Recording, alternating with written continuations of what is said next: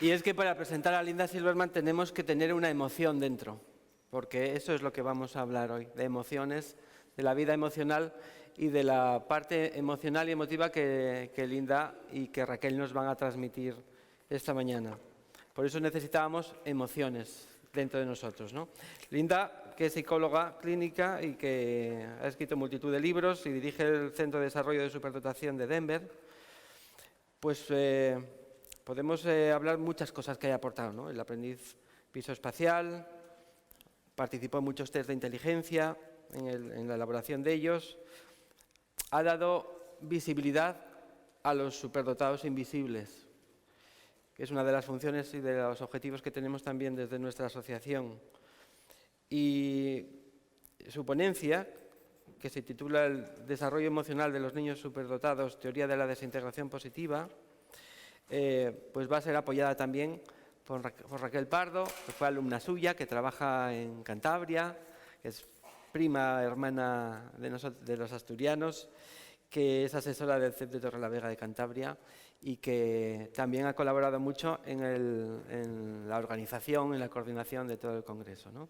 Para nosotros, para la asociación ENOL, ha sido pues un honor tener con nosotros contar con la presencia de Linda.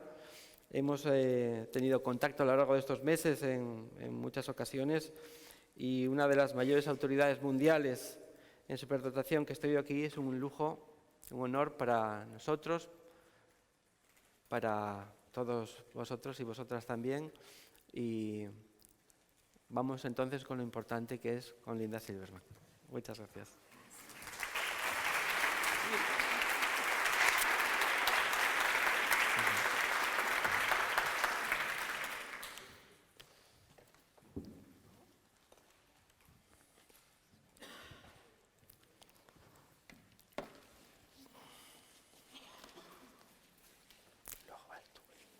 Después vas tú, ¿no? Con ella.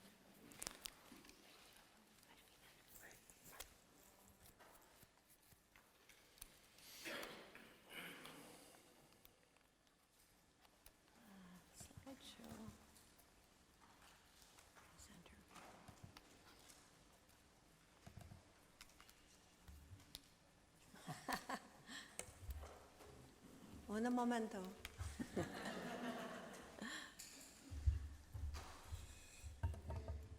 Oh, of course.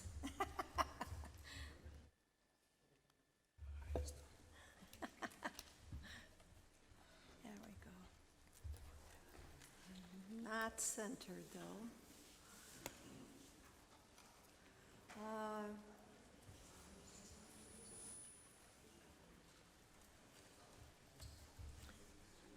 Still have technical difficulties. Tenemos algunos problemillas técnicos. Vamos a ver. It worked fine before, but now it's stuck.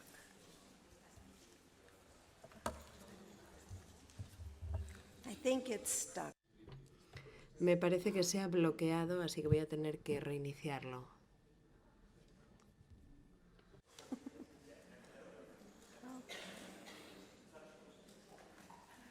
Find it. Centered.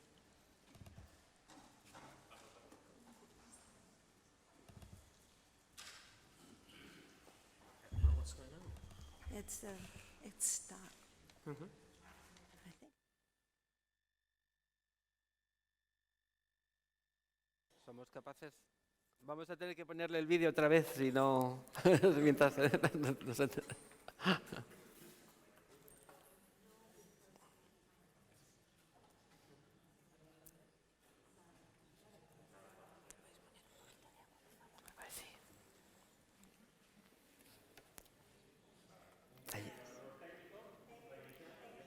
Ahí salisteis ayer. Salisteis ayer. Que si salisteis al final.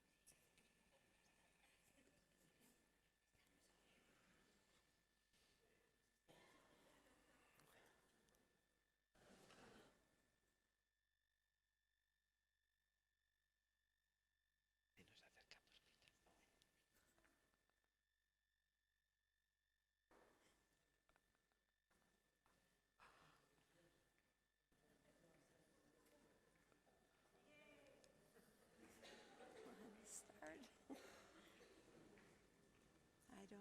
to get to, there it goes. Yay!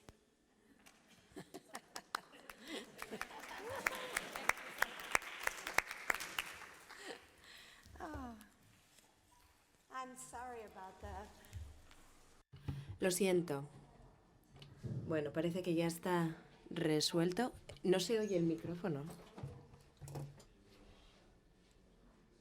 No se oye mi voz. Maria, thank you for the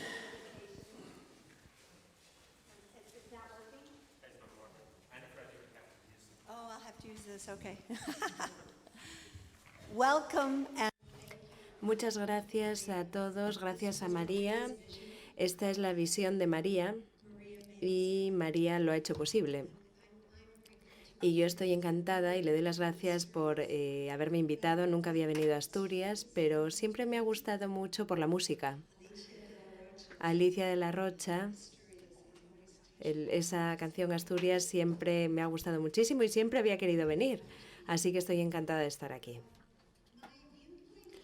Mi punto de vista de la superdotación es y siempre ha sido que es una realidad psicológica.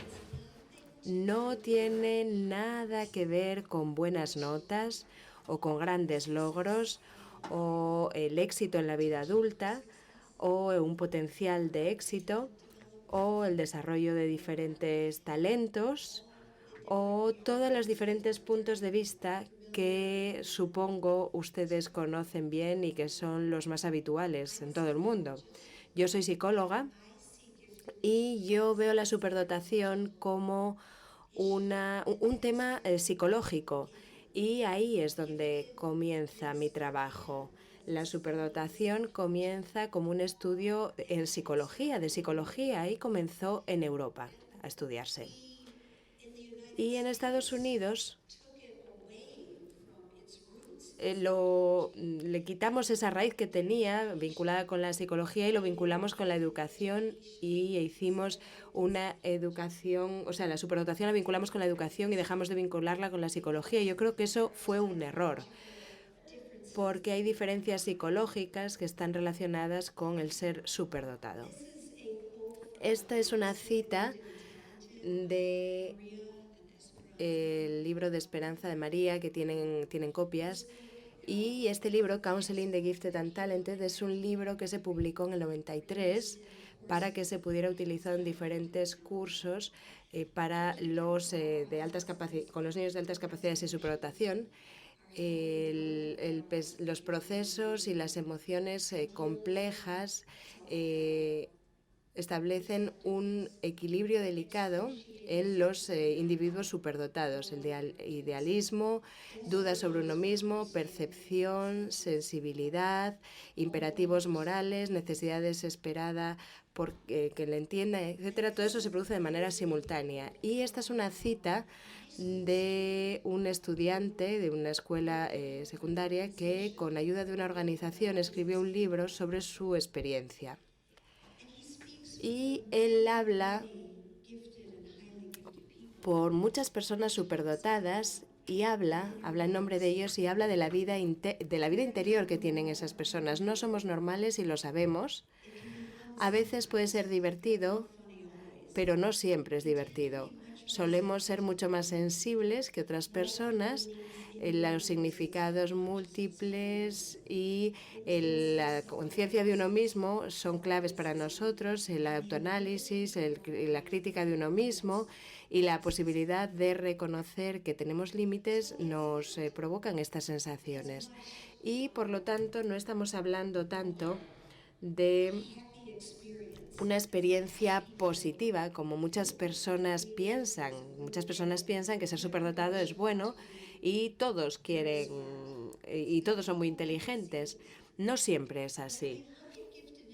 O no todo es, no es solo todo lo que reluce. Cuando lo analizamos de otra manera, la perspectiva es diferente, pero no todos lo vemos de la misma manera. Hay muchas personas en todo el mundo, muchos académicos en Estados Unidos, por ejemplo, que creen que la superdotación está relacionada con los logros y es el potencial de alcanzar esos logros y de reconocer esos logros en la vida adulta, lo famoso que uno va a ser cuando sea mayor, si le van a recordar por las contribuciones que haya realizado y si uno es la persona que si uno trabaja mucho y realiza un esfuerzo adicional, etcétera, pues consigue que la escuela esté orgullosa de ti cuando seas un adulto. Eso es lo que creen que es la superdotación. Y yo, sin embargo, lo veo de otra manera. Cuando se define la superdotación como un gran logro, creo que solamente estamos mirando la parte externa del fenómeno, no estamos mirando el interior de este fenómeno. Y cuando solo analizamos lo que uno puede hacer, pues entonces la experiencia interna desaparece, no se ve, no sabemos quién es esa persona realmente. Y cuando analizamos eso desde dentro, desde el interior, desde esa experiencia interior, pues ese mundo interior aparece, sale a la luz y la superdotación se convierte en lo que eres, no lo que haces. Y eso es mucho más difícil de probar. Por ello, nos han atacado en lo que se refiere a la superdotación, la existencia de la superdotación y la sobreexcitabilidad y la existencia de esas sobreexcitabilidades y la sensibilidad de los superdotados. Ha habido muchos ataques recientes contra ese concepto y esos ataques se basan en pero ustedes no tienen grupos de control, sus estudios no los tienen. Mi grupo se llama, o mi trabajo lo llaman pruebas anecdóticas. Eso quiere decir que es simplemente mi opinión que parte de mi experiencia personal. Y bueno, esos representan 55 años y 6.400 niños, pero bueno, no tengo un grupo de control, eso es verdad. Así que el tener experiencia clínica, tener una visión clínica, tener un entendimiento clínico de la población, eso no se tiene en cuenta porque no tenemos un grupo de control. Así que resulta difícil probar que los niños superdotados realmente son superdotados y los adultos superdotados lo son también, son mucho más sensibles, presentan una sobreexcitabilidad, son más intensos. Y eso es así. Tengamos pruebas o no, eso es real y las personas siguen sufriendo y siguen experimentando esas sensaciones y esos sentimientos. Si ese grupo de académicos que atacan la superdotación aceptan lo que llamamos pruebas o no, pues para nosotros es irrelevante. Nosotros necesitamos tenemos que seguir estando convencidos de nuestra propia experiencia y la experiencia de nuestros niños, de esos niños y la experiencia de esas familias, porque eso es real, eso está ahí, es una realidad. Así que a mí me gustaría darles una serie de principios de la superdotación, de cómo la veo yo, a partir de la experiencia que nosotros tenemos desde el interior, que parte del interior. La superdotación crea experiencias de vida diferentes desde un punto de vista cualitativo. Eso quiere decir que las necesidades son diferentes, notablemente diferentes, y es la experiencia de ser un outsider, de estar un poco fuera de la situación. ¿Cuántos de ustedes se han sentido así, un poquito fuera de la situación? Entonces saben a lo que me refiero, ¿no? Hay pocas personas que lo entiendan.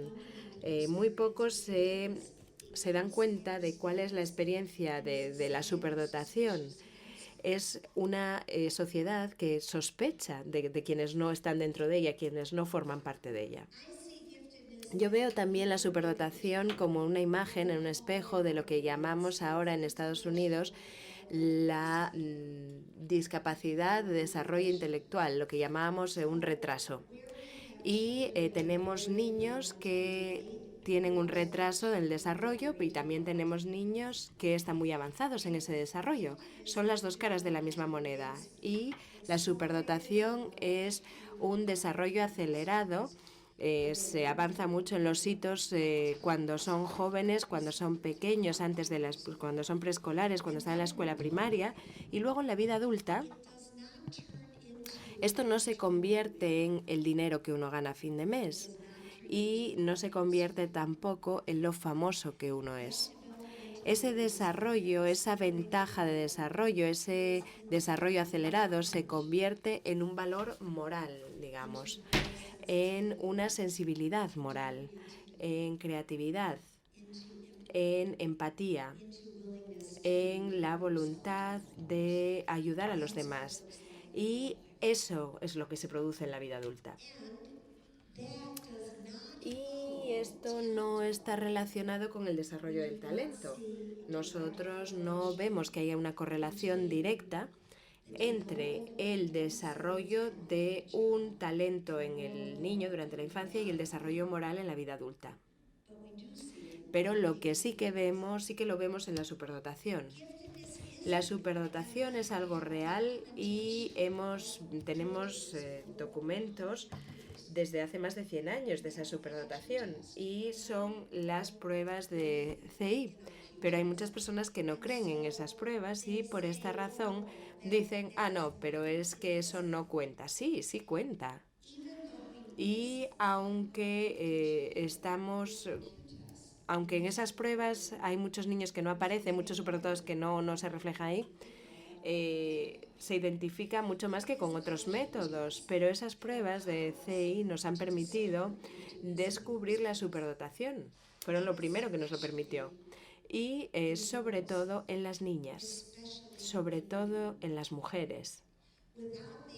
Sin esas pruebas de CI, nunca hubiéramos contado con pruebas, con documentos de que las mujeres son tan inteligentes como los hombres. Fueron esas pruebas. Fue el CI el que nos lo permitió. Hasta esa fecha se creía que la superdotación era una eminencia, digamos. Si uno era famoso, pues entonces era superdotado. Y como las mujeres no tenían las mismas oportunidades de ser famosas, digamos, pues pocas mujeres se consideraban superdotadas. Pero luego esas pruebas de coeficiente intelectual nos mostraron que las cosas no eran así. Así que cuando analizamos los resultados, vemos que el desarrollo normal está en la zona azul. Hay un 68% de la población aproximadamente que está dentro de la norma, digamos, están un poquito por encima o por debajo de lo normal. Y luego cuando entramos en la zona roja, vemos que ahí estaríamos mirando a los de altas capacidades. Estamos hablando de niños a los que les gusta ir a la escuela.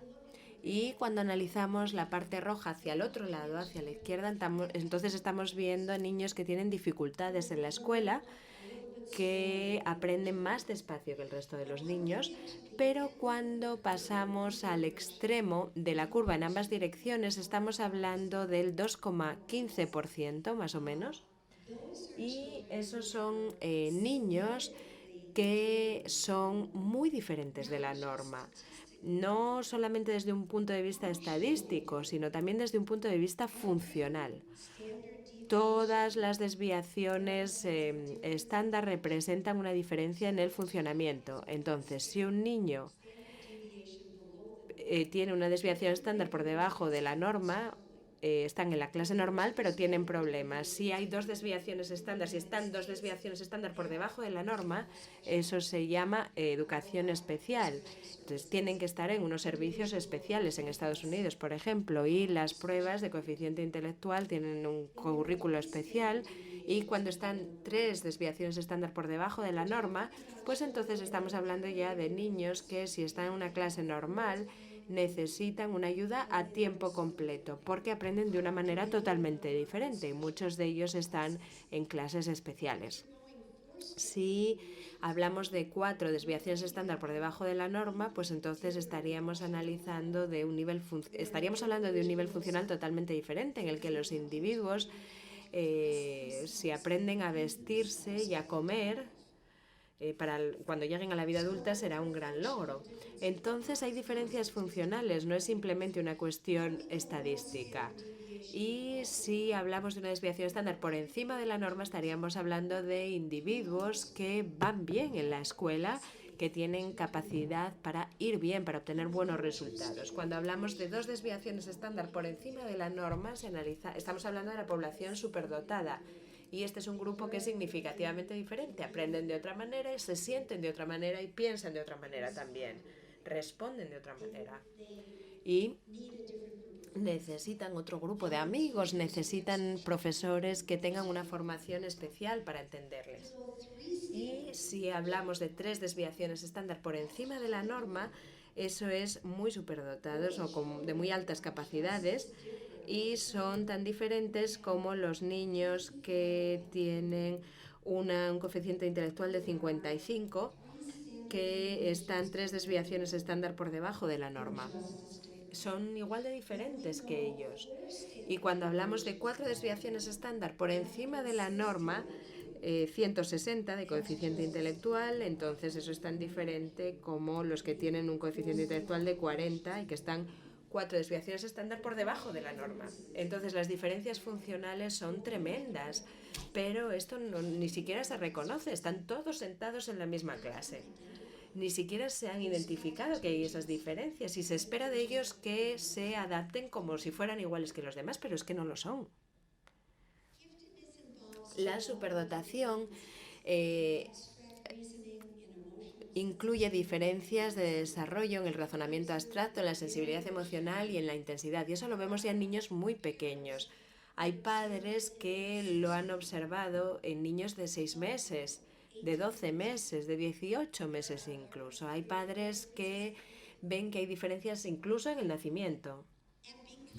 Y dado que se puede identificar muy pronto, como los niños que están al otro lado del espectro, pues cuanto antes se identifique, antes se puede intervenir y mejor será el desarrollo de ese niño. Se aplica exactamente lo mismo en el caso de los superdotados.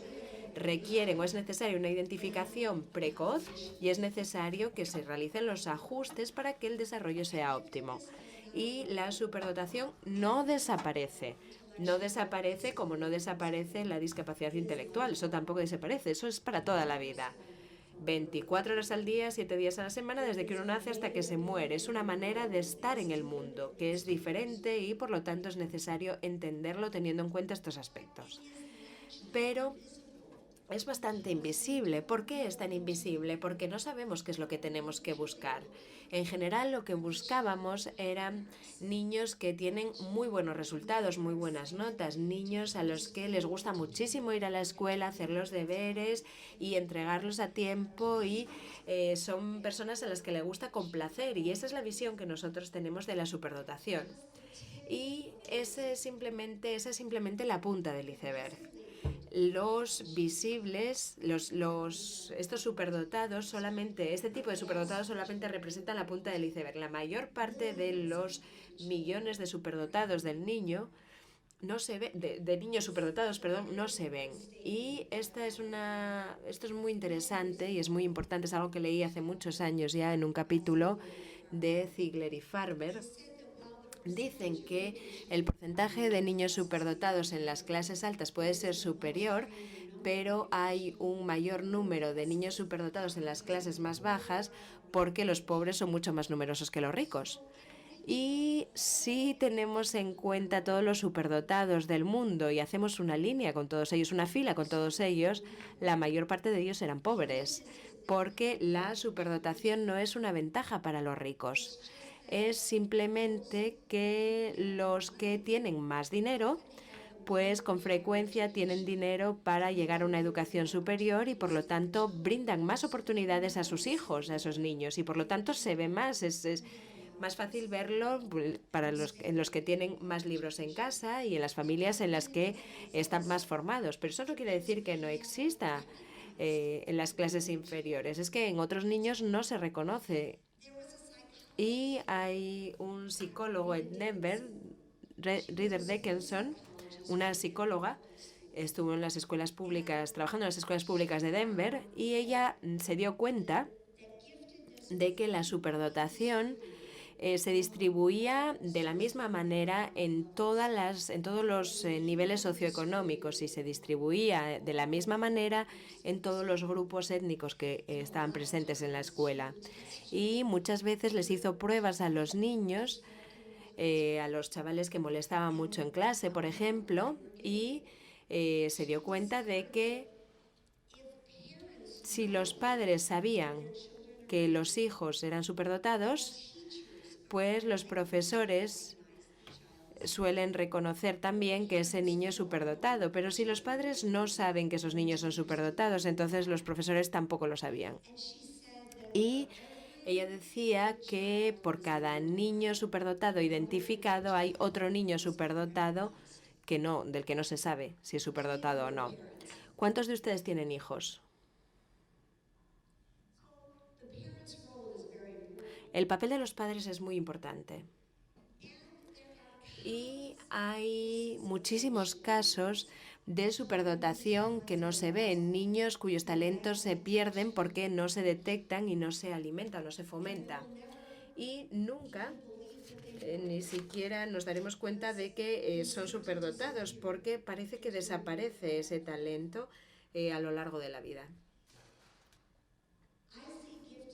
Yo creo que la superdotación es un dragón que solamente pueden ver los que creen en los dragones. Hay muchos educadores y muchos académicos que no se dan cuenta, que buscan logros visibles para ver a ese animal. Y los logros que uno hace, lo que hace en la escuela, esos son solamente pistas. Son solamente las huellas.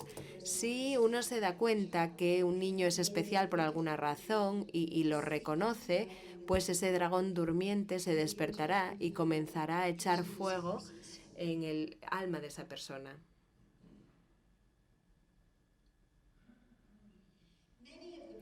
Muchos de los problemas a los que se enfrentan está relacionado con la falta de conocimiento, de entendimiento y la aceptación de las diferencias a la hora que son inherentes cuando uno está más avanzado desde ese punto de vista. Y eso es muy dañino desde el punto de vista emocional porque uno no es aceptado en el lugar en el que pasa muchísimas horas al día, 6 horas al día, prácticamente todos los días durante 13 años, años que son importantísimos para el desarrollo de los niños. Y eso es lo que estamos haciendo nosotros con los niños. Cuando no reconocemos cómo son, cuando les decimos, haz lo mismo que hacen los demás, aprende igual que aprenden los demás, interésate por lo que les interesa a los demás también, pues de esa manera estamos negando esas diferencias individuales y al final resulta prácticamente imposible que ellos se sientan bien consigo mismos.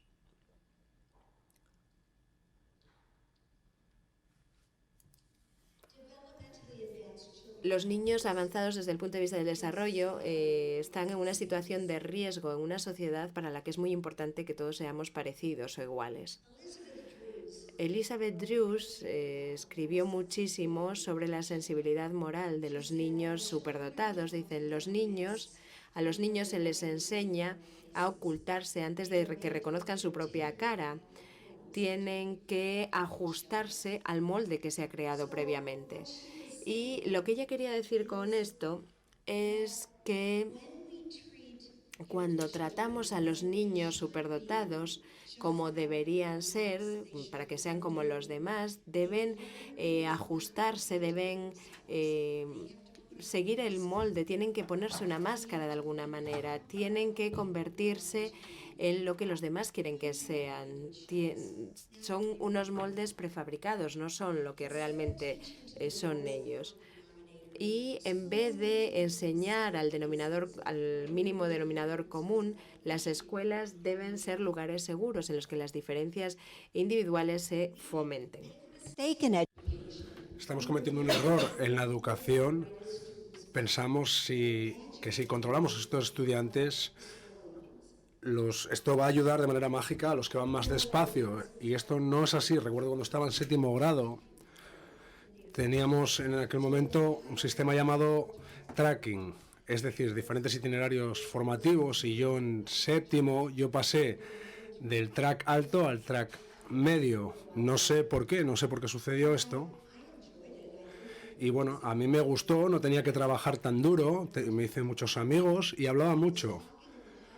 Y yo una vez estaba hablando en el pasillo y mi maestra, la señorita Andrews, me gritó y me dijo, te han puesto en este grupo para dar ejemplo. Y yo dije, ah, sí, bueno, a mí nadie me había contado esto, no sabía que era mi función esa. Así que yo no cambié a nadie al grupo intermedio, en el grupo intermedio. Así que pasar desde un nivel más alto a otro más bajo no ayuda al nivel más bajo. Esto es una falacia, es una creencia falsa que hace daño a los niños de ambos grupos.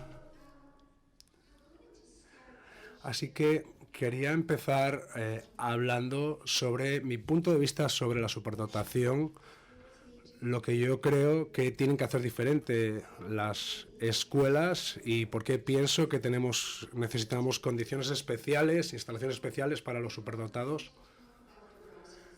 Y ahora voy a hablar de la teoría de Dabrowski. ¿Cuántos de vosotros habéis oído hablar de Dabrowski? Bien, unos pocos. ¿Cuántos habéis oído hablar de las sobreexcitaciones? Bueno, esto es parte de la teoría de Dabrowski. Así que Dabrowski nos dio un marco para entender el mundo interior de los superdotados.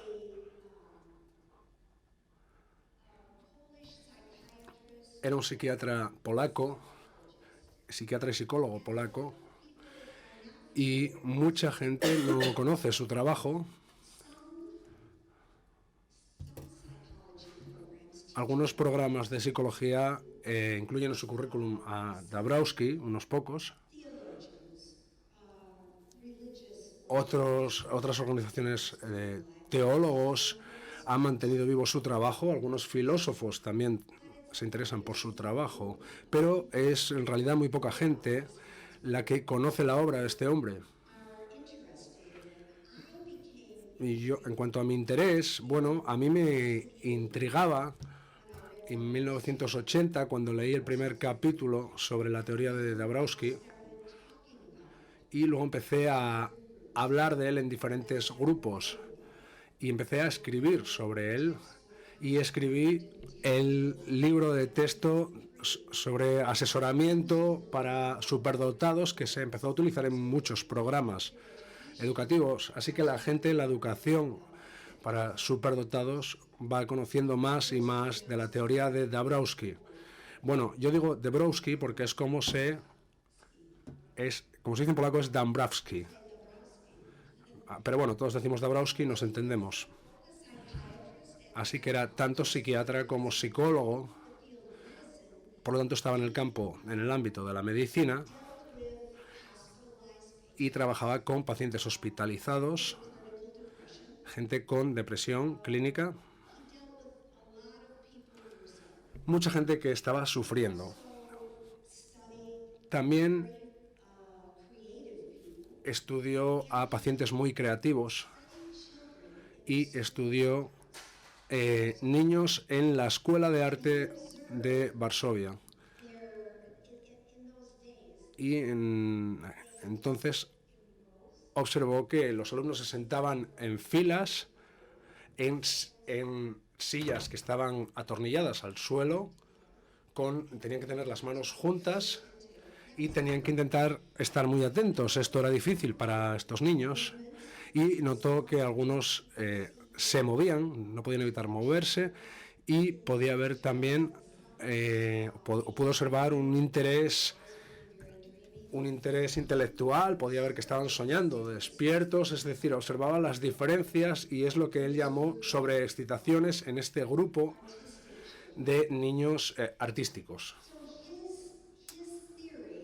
Así que su teoría se llama la teoría de la desintegración positiva, que es una paradoja. Desintegración positiva significa que uno está integrado en un nivel superior de conciencia comparado con los otros, con el resto de personas. y con todos los niños con los que uno interactúa, si están haciendo algo horrible, por ejemplo, si están metiéndose con otro niño, un niño que dice, no, yo no voy a participar en esto, eso está demostrando una desintegración positiva. Es decir, no están conectados con las normas que manejan el resto de niños, pero están integrados a un nivel superior, a un nivel más emocional o perceptivo. Así que la desintegración positiva es algo muy bueno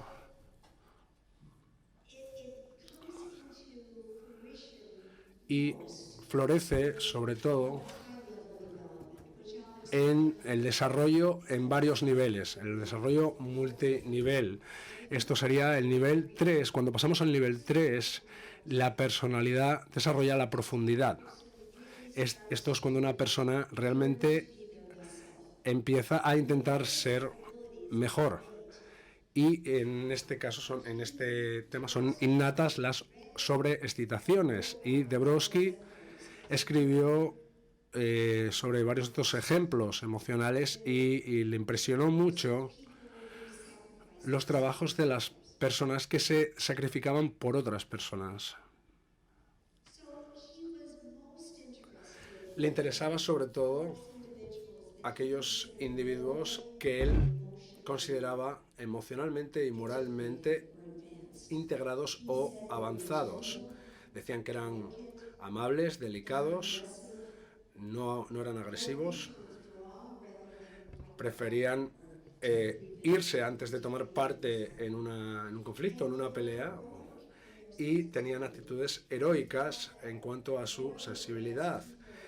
Descubrió que las personas avanzadas moralmente son una amenaza para los gobiernos y que muchas veces suelen ser asesinadas o expulsadas de sus países porque cuestionan. Ellos van a juzgar todas las cosas en función de la integridad moral de las personas, y si lo que ven en su país, si lo que ven en su entorno familiar, en su entorno escolar, no muestra integridad, no van a participar. Entonces suponen un peligro. Aquí es donde yo creo que vamos a entender de verdad por qué la teoría de Dabrowski es la teoría de los superdotados. Él dijo que el crecimiento y la evolución de la civilización y la cultura crea unos problemas más complejos que solo los pueden manejar personas con un nivel de complejidad psíquico más avanzado, es decir, los superdotados, porque los superdotados son psíquicamente complejos. En un trabajo de hace poco llamado Los adultos brillantes, decía que la superdotación se caracterizaba por mayor intensidad y complejidad. Si somos más complejos, podemos ocuparnos de problemas más complejos. Así que, según Dabrowski, hay 3 tipos de desarrollo.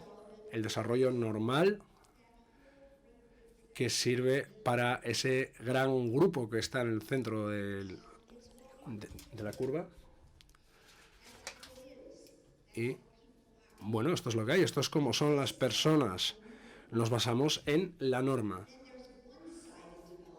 Luego hay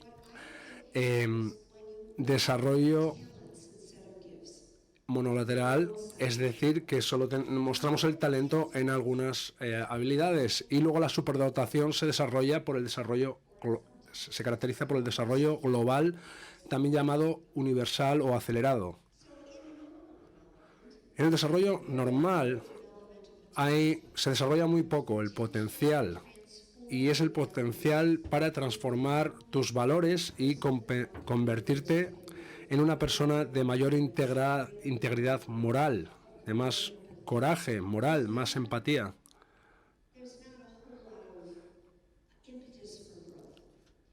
No hay muchas oportunidades de crecimiento. Este grupo está dentro de la norma estadística. Es decir, desarrollan las necesidades biológicas, pero no se realizan, no se desarrollan completamente como persona, no hay un cambio en los valores. No dicen, estos son los valores que me enseñaron, este soy yo y yo siempre voy a ser así. Nunca cambiaré. Luego hay un desarrollo secundario de la parte emocional. Para Dabrowski, los sentimientos era lo más importante, era la parte más importante del desarrollo. También se pensó en llamarla la teoría de Dabrowski del desarrollo emocional, porque las emociones están en la punta de la pirámide en esta teoría. En el desarrollo monolateral solo se desarrolla un talento y puede haber un potencial que puede ser intelectual, pero el resto no se desarrolla al mismo nivel. Y esa falta de desarrollo de toda la persona, la falta de desarrollo de la empatía, de la compasión, de la sensibilidad moral, esto supone que podemos utilizar nuestro talento para llegar arriba, pasando por encima de los demás. No nos importa a quién hacemos daño en esta trayectoria. Todo lo que nos importa es desarrollar ese talento. Entonces, en la teoría de Dabrowski, esto no es suficiente para solo desarrollar el talento. Así que lo que le interesaba más es lo que él llamaba el desarrollo acelerado. Esto significa que la persona tiene un gran potencial de desarrollo. El potencial de desarrollo es la inteligencia y las sobreexcitaciones y los talentos. Y también otra cosa, es decir, una actitud interior para transformarse. Las personas con desarrollo acelerado, todas las funciones cognitivas y emocionales están al mismo nivel y la persona es consciente de sí misma y de su propio desarrollo. No solo dependemos de las ideas de otras personas, sino que estamos decidiendo todos nosotros, diciendo qué es lo que yo pienso. Y parte de esto es la desintegración positiva. Es decir, no seguir los valores de la norma, sino desarrollar tus propios valores a un nivel superior de lo que ves en tu entorno más cercano. Así que ahora os voy a hablar de los niveles de Dabrowski. Tenía 5 niveles de desarrollo y los nombres son un poco extraños. Son como jerga técnica, una terminología que podía ser aceptable en 1930 en Polonia, pero a día de hoy se ha quedado un poco anticuada. Pero aunque cambiemos los términos, yo creo que hay algo interesante en las descripciones. El nivel 1, él lo llama integración primaria, es decir, que la persona está integrada a un nivel muy bajo. Cuando estás integrado de esta manera, no hay crecimiento, no hay deseo de crecimiento. Luego, el segundo nivel de desarrollo, la persona está confusa, no está segura de sí misma. Luego, en el tercer nivel, es cuando empezamos a ver cosas que nos suceden, que nos hacen replantearnos las cosas en las que creemos. Por ejemplo, un matrimonio que haya salido mal, o la pérdida de un hijo, o haber perdido un empleo, o algo que nos haga tener que replantearnos todo lo que creemos. Y esto es el inicio de un nuevo nivel de desarrollo, que es lo que se llama la desintegración espontánea multinivel. El nivel 4 es aquel en el que estamos buscando una transformación hacia un nivel superior. No es algo que nos suceda espontáneamente, sino que nosotros nos hemos convertido en actores, es decir, en personas que estamos dirigiendo conscientemente nuestro desarrollo superior. Esto es lo que llamamos organizado. Luego, nivel 5 es lo que Dabrowski llama el nivel de la segunda personalidad. No muchas personas llegan a este nivel. Yo creo que durante su vida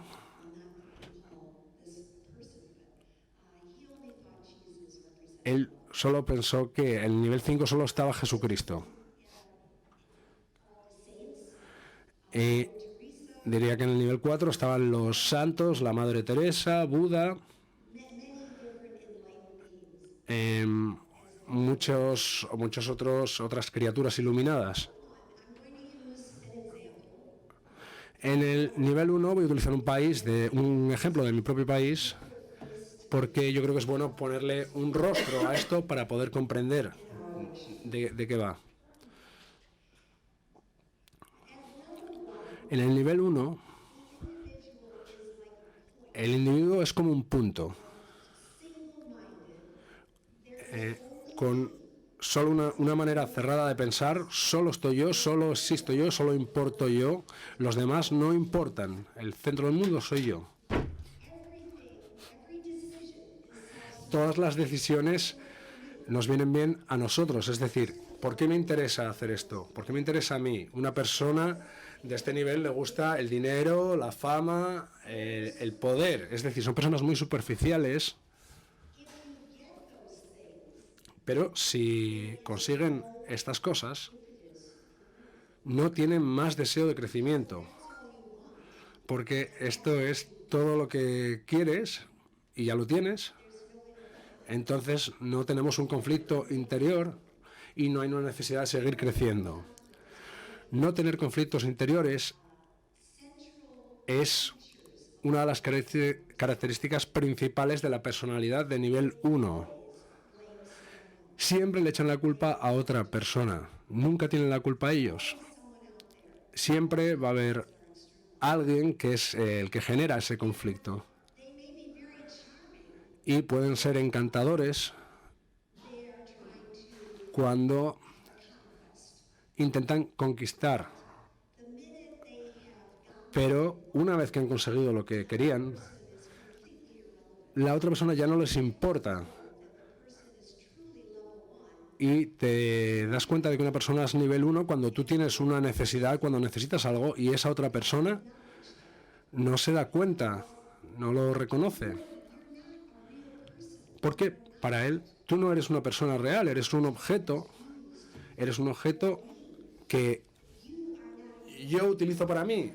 Tú no eres importante, lo único importante soy yo, así que si tus necesidades no me encajan bien, ¿qué me importan a mí tus necesidades? Tú no eres importante.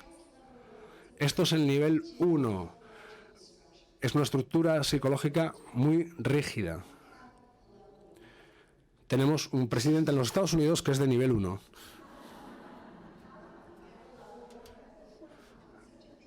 ¿Cómo ha podido suceder esto?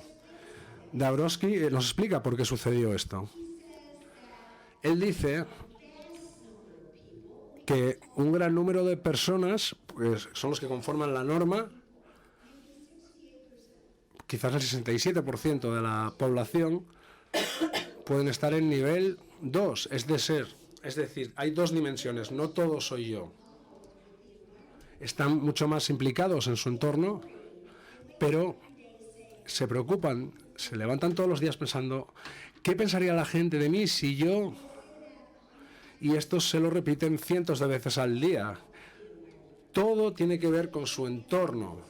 Tienen ambivalencias que dicen, bueno, yo ahora me siento así, no, me siento de la otra manera, no, sí, estoy bien, no, estoy mal. Es decir, tienen ambivalencias que también son ambitendencias, dicen, yo voy a ser seguidor de este, no, voy a ser seguidor de este otro, no, de aquel otro. Es lo que Michael Piawski es lo que llama los cambios del viento. Son como veletas.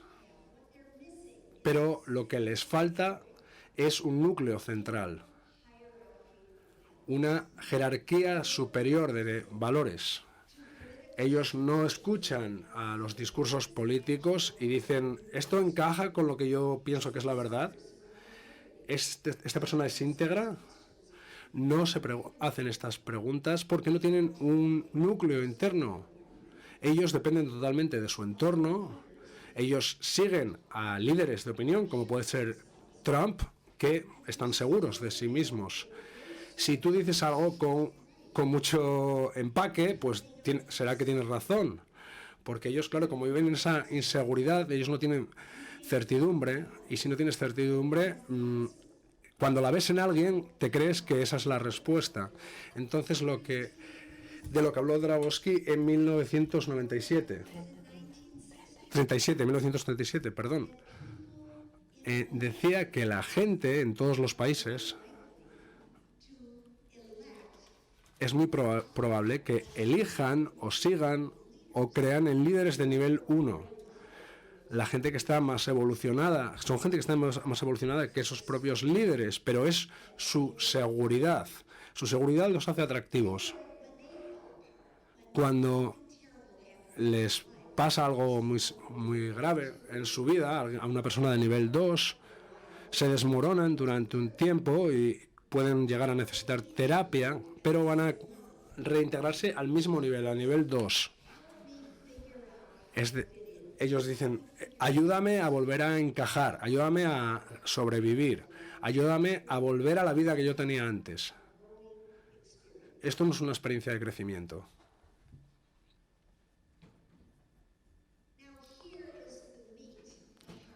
Aquí está la parte más importante de la teoría de Dabrowski, es el desarrollo multinivel que empieza en el nivel 3. Esto es cuando la personalidad desarrolla su profundidad. No es bilateral ni plana, es tridimensional. Y esa tercera dimensión es un núcleo de valores interno. Valores elegidos por nosotros mismos. Yo soy yo creo en esto y yo defiendo esto. Y esto procede de la actitud propia de cada uno, el deseo de desarrollarse, combinado con la inteligencia de esa persona y las sobreexcitaciones de esa persona. Y esto es un factor independiente, esa resistencia y esa capacidad de entender la posibilidad abstracta de qué podría ser en lugar de la concreta de qué es lo que hay en el mundo. Las personas que tienen este tipo de desarrollo están en un viaje para convertirse en las mejores personas posibles. ¿Qué puedo hacer yo para ser lo mejor posible? Y luego en el nivel 4 tenemos una persona que se basa en la integridad y en la autenticidad. Lo que dicen tú sabes que es verdad y que se lo creen, que no está siendo manipulado. Ellos actúan de manera independiente, no son agentes de nadie. Tienen un concepto muy interesante que es el sujeto-objeto de una persona, es decir, la capacidad de salir, de proyectarte fuera de tu propia vida y verte a ti mismo como si fuera una película, y no estás juzgando, no estás diciendo, oh, no tendría que haber hecho esto lo tendría que haber hecho de otra manera. Simplemente estás observando, de una manera en la que no juzgas, simplemente observas como si vieras una película de otro autor. Esto es el sujeto-objeto de una persona. Ahí es cuando decidimos, bueno, mira, ahí estaba otra vez rajando de alguien. Pues yo esto no lo quiero volver a hacer, ¿cómo puedo cambiar? Así que estamos viendo partes de nosotros mismos que no nos gustan y decimos, no, mira, esto lo hice en ese momento, pero no lo quiero volver a hacer. O voy a tomar la decisión de convertirme en lo que me quiero convertir. Y cuando oímos hablar de la teoría de Maslow, esto encaja con el nivel 4 de Dabrowski. En el nivel 5, del que no sabemos mucho, no tenemos mucho conocimiento, lo llamamos los santos que caminan entre nosotros. y Dabrowski, y a esto lo llama la integración secundaria. No hay conflictos interiores a este nivel. No hay un conflicto entre nuestro yo bueno y yo malo, sino que dominamos totalmente nuestros instintos y siempre vamos a hacer lo que sea lo mejor para todos. Por ejemplo, en la compasión, tu misión es ser útil a los demás. Y así que no te planteas, está bien hacer esto, no está bien, simplemente ya lo sabes. El amor por la humanidad y evitar bajar a niveles más bajos. Así que básicamente estos son los 5 niveles de la teoría y supongo que tendréis muchas preguntas y vamos a tener tiempo después del descanso para oír las preguntas y siento tener que seguir hacia adelante con la presentación, pero quiero hablar sobre excitabilidades y su lugar en la psicología de los superdotados. Esto es en la teoría de Dabrowski aplicada al ámbito de los superdotados. Hablo sobre el potencial de desarrollo en este trabajo que se publicó en el 79, que es la nueva voz de los superdotados. Yo he tenido la suerte de hacer una crítica de este libro para Contemporary Psychology, así que me lo pude leer mucho antes que otras personas. Me encantó la teoría de Dabrowski, me encantaba. Entonces yo hablaba con Michael hasta que nos pudimos reunir en Chicago. Él trabajaba en la Universidad de Northeastern, nos conocimos en el aeropuerto y empecé a investigar con él, conjuntamente con él, y él también nos dio una formación a nuestro grupo en la Universidad de Denver, y estaba Frank Folk, Nancy Miller, Perry Maswell, y trabajamos con Michael. Él fue el que nos formó a todos. Bueno, esto me pasa a veces con las diapositivas. Bueno, la complejidad cognitiva, la sensibilidad y la gran imaginación y las sensaciones magnificadas se combinan para crear lo que Michael llama una forma de experimentar diferente. Es decir, absorber, ser de una forma penetrante. Es decir, es una manera de estar realmente vivo. De esto van las sobreexcitabilidades. Es decir, enriquecen la experiencia humana. Muchas personas se preguntan qué son las sobreexcitabilidades, y Dabrowski dijo: es una capacidad innata superior para responder a los estímulos. Es decir, nacemos con un sistema que nos ayuda a responder de una manera, a reaccionar de una manera más intensa que el resto de personas a muchas cosas. Así que hay padres que a veces reconocen la intensidad de sus niños antes de reconocer la habilidad cognitiva de los niños. Ellos se dan cuenta de que tienen niños intensos. ¿Cuántos de vosotros tenéis niños intensos? Bien, se puede ver muy bien en los niños.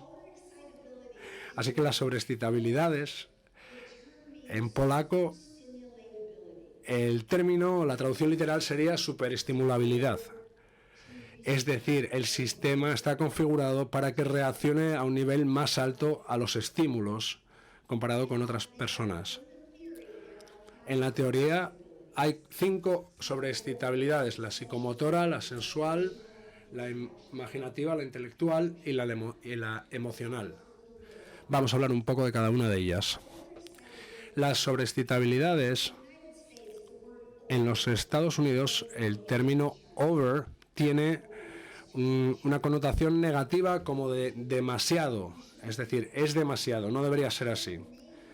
Así que ya solo el término ha provocado una visión muy negativa sobre la teoría de Dabrowski. Pero él no se refería a nada negativo. El sentido que le quería dar era de abundancia, de riqueza. Porque, ¿qué pasa? Puede haber demasiada salud, demasiada felicidad, puede haber demasiado dinero, puedes tener demasiado amor. Pensad en las sobreexcitabilidades como ese tipo de de abundancia. Es una abundancia de una energía emocional, física, que crea una excitación que puede dar unos resultados creativos y de desarrollo.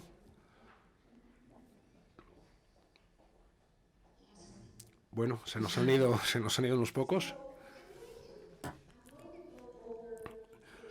Ahora voy a repasar las características de la sobreexcitabilidad. Podéis ver que unas están en amarillo y otras en rojo. Y pensar qué significa cada uno de estos colores, porque esto va a ser más importante según avancemos en la presentación.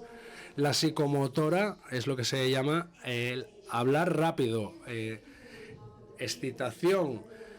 Esto en España pues no lo podemos señalar con las personas que mueven las manos al hablar, porque en España lo hace todo el mundo movemos las manos. Luego, una presión para la acción, actividad física intensa. Si eres profesor, eres el que cuando estás en un claustro dices, bueno, ya hemos hablado de esto bastante, ¿qué solución le vamos a dar? Eso es lo que me refiero con presión para la acción. Luego, competitividad.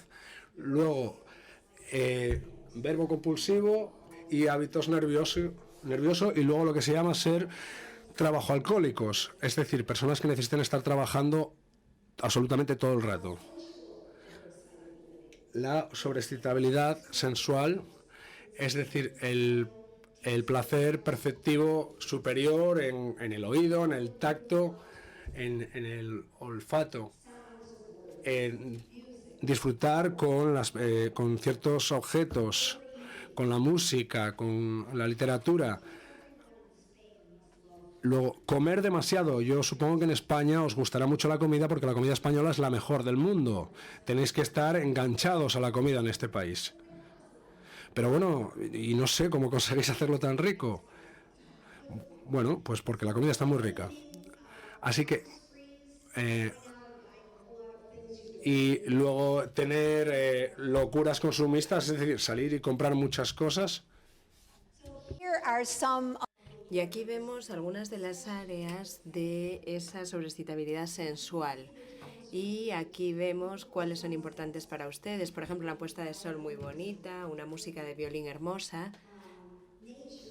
la naturaleza, la textura, los tejidos, el color. A mí la que más me gusta son los baños de burbujas. Y yo quería tener una habitación con una bañera para darme un baño de burbujas. Y el chocolate. ¿A cuántos de ustedes les gusta el chocolate?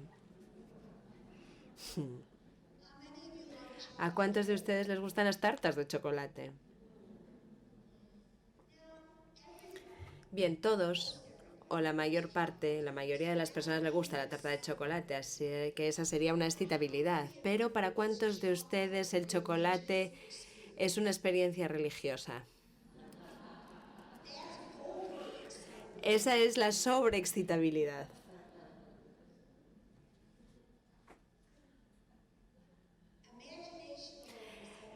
Sobreexcitabilidad imaginativa, libertad de la imaginación, uso frecuente de imágenes y metáforas, facilidad con la fantasía, compañeros imaginarios. Las personas muy creativas tienen esa sobreexcitabilidad de la imaginación, mezcla de realidad y ficción, no saber exactamente qué es lo cierto y qué es lo que me acabo de inventar, baja tolerancia al aburrimiento, necesidad de novedades y de variedad. Y aquí vemos un dibujo de Gary Larson y esta es la crisis nocturna entre la sobreexcitabilidad imaginativa y la sensual. Quiere las galletas, pero se imagina que hay cocodrilos, tiene que enfrentarse a esos cocodrilos para llegar a las galletas. Y luego aquí tenemos, cuando pensamos en los niños superdotados, esto es en lo que pensamos habitualmente, y es la sobreexcitabilidad intelectual.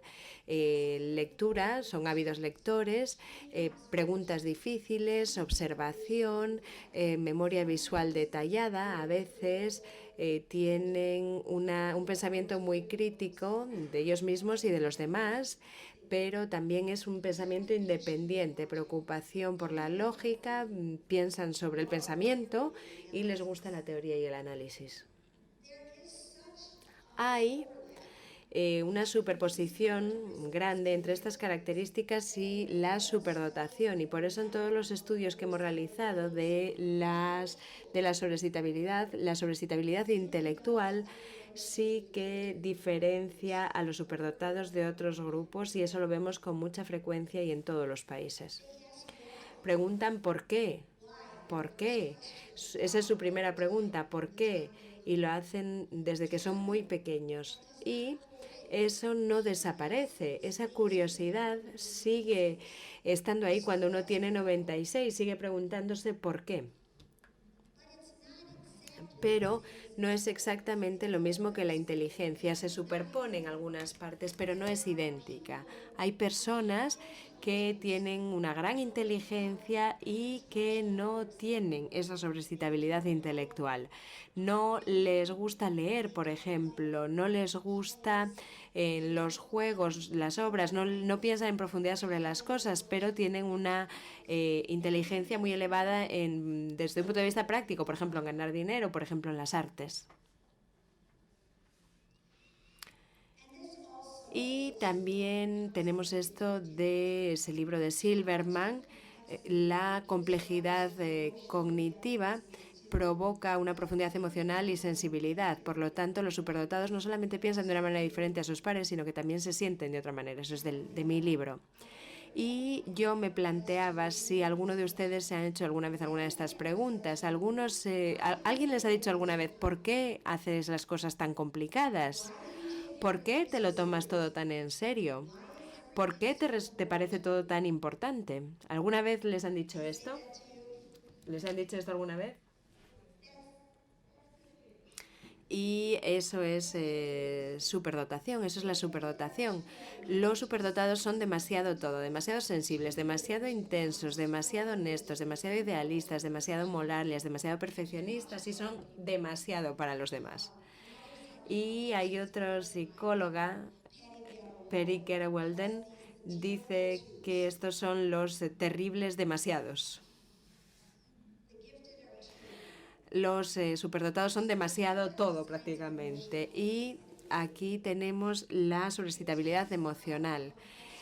Sentimientos y emociones intensos y complejos, expresiones somáticas fuertes, por ejemplo, dolor de barriga, le sudan mucho las manos, expresión emocional muy potente, entusiasmo, son muy entusiastas, por ejemplo, éxtasis, memoria afectiva, pero también tienen ansiedad, culpabilidad y depresión o una visión depresiva y suicida, capacidad de establecer un vínculo y unas relaciones muy profundas con personas y con animales también, pero a veces les resulta difícil ajustarse a la novedad.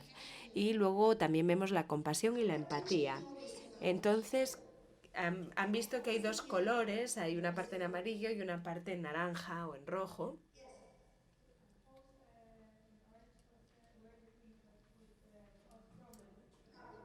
Problemas, ¿no? Los problemas es lo que aparece en rojo, efectivamente, o en naranja. Pero esta teoría no se refiere solamente a las personas que tienen problemas, se refiere a las personas que tienen una maravillosa empatía, por ejemplo. Son personas que tienen mucho valor moral, son muy valientes desde un punto de vista moral. Hay que reconocer que el tener esa empatía tan elevada es un problema, de hecho, en un país, en un mundo en el que no se tiene en cuenta la crueldad, por ejemplo, ni las injusticias. Un niño que tiene muchísimas emociones y además tiene una sensibilidad cognitiva avanzada y se da cuenta del sufrimiento y de los peligros del mundo, siente miedo y siente que no puede hacer nada. Entonces, ¿existe esa sobreexcitabilidad? ¿Los niños superdotados tienen más sobreexcitabilidades? Sí. Y tenemos estudios, investigaciones que lo demuestran. El concepto de la sobreexcitabilidad y los instrumentos que se han desarrollado para medir esas sobreexcitabilidades permiten ver cuál es el mundo interior de los superdotados. Y la investigación que se ha realizado a nivel internacional, algunas se ha hecho aquí en España, parte de esa investigación, con poblaciones superdotadas y típicas, muestran pruebas clarísimas de que existen diferencias cualitativas en los superdotados. La investigación sobre la sobreexcitabilidad cuenta con...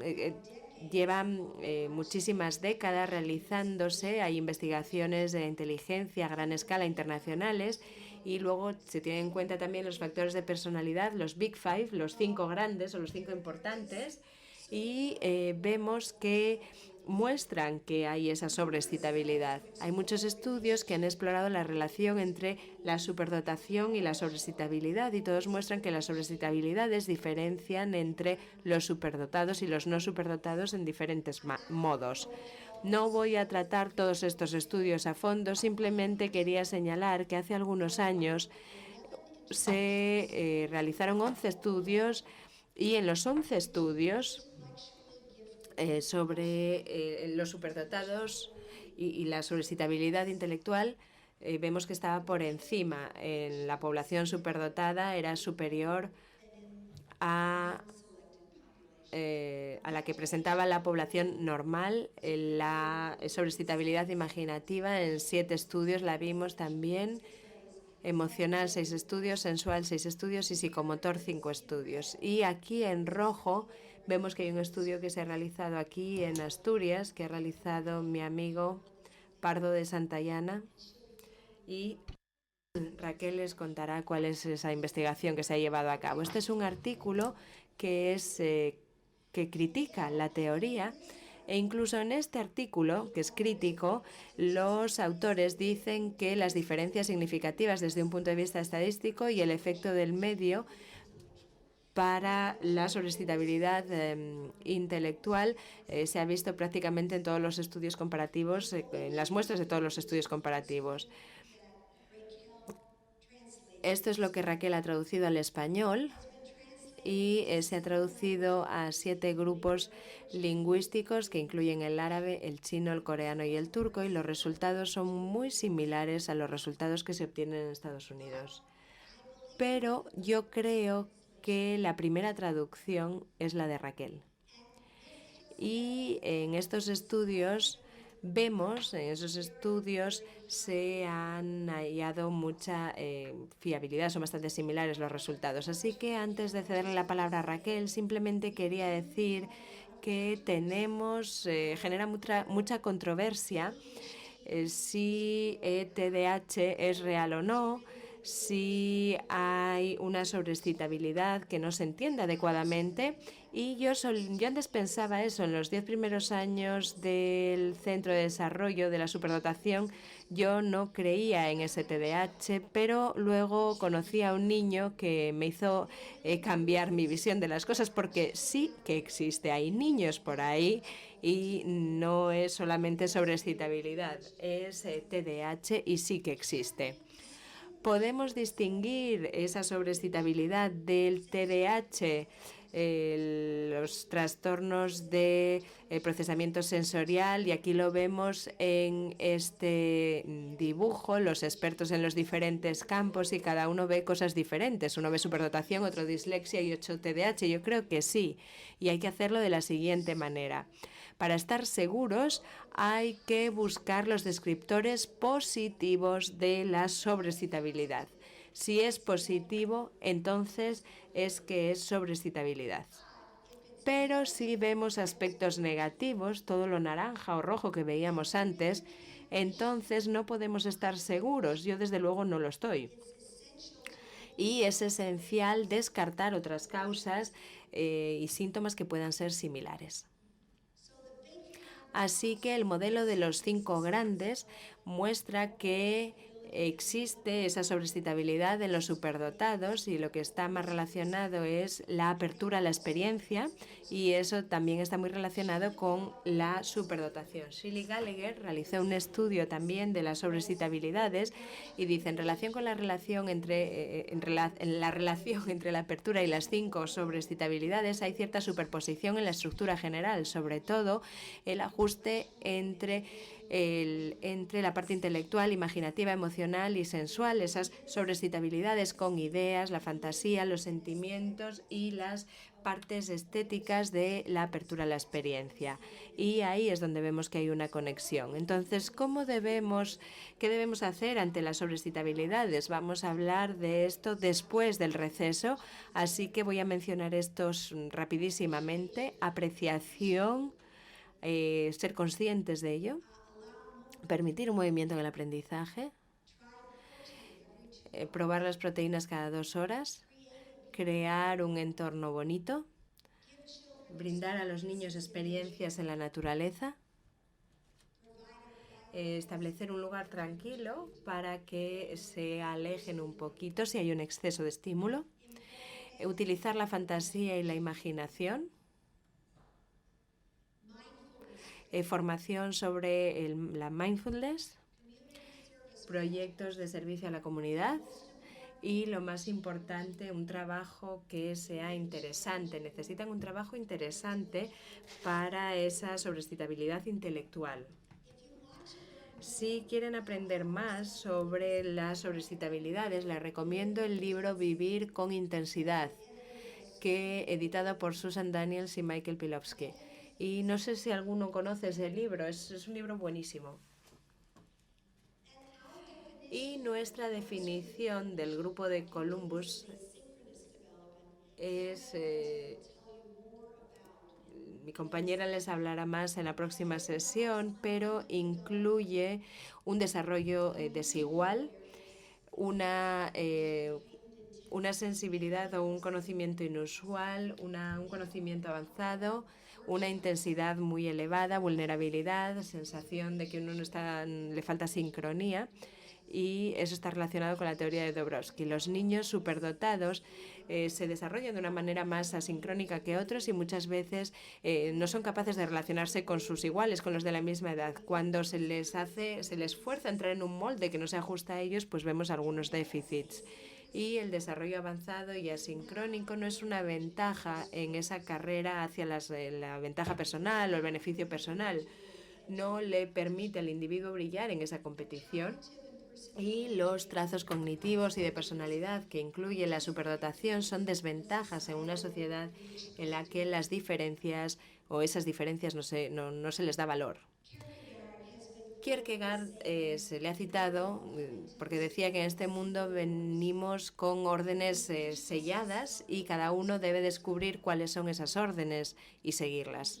Y cada uno de nosotros venimos con una misión de Dios, y los individuos superdotados tienen una combinación exacta de fuerzas inusuales y de debilidades inusuales, una asincronía perfecta para cumplir sus propias órdenes secretas. Y todos los que interactúan con niños superdotados deben entender sus características y sobreexcitabilidades específicas o únicas, así esos niños podrán apreciarse a sí mismos y podrán desarrollar su propia vía o su propio camino. En vez de valorárseles solamente por lo que pueden producir, los superdotados es necesario tener en cuenta quiénes son y las maneras extrañas en las que piensan y sienten, o las maneras raras o poco frecuentes.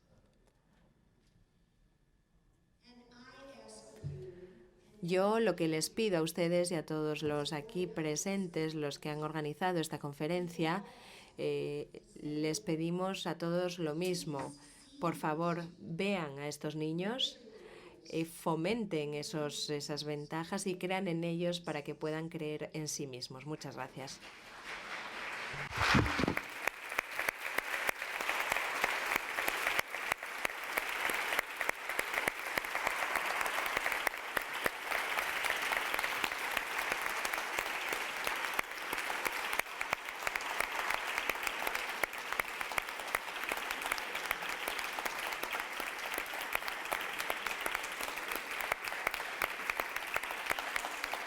Muy bien, ahora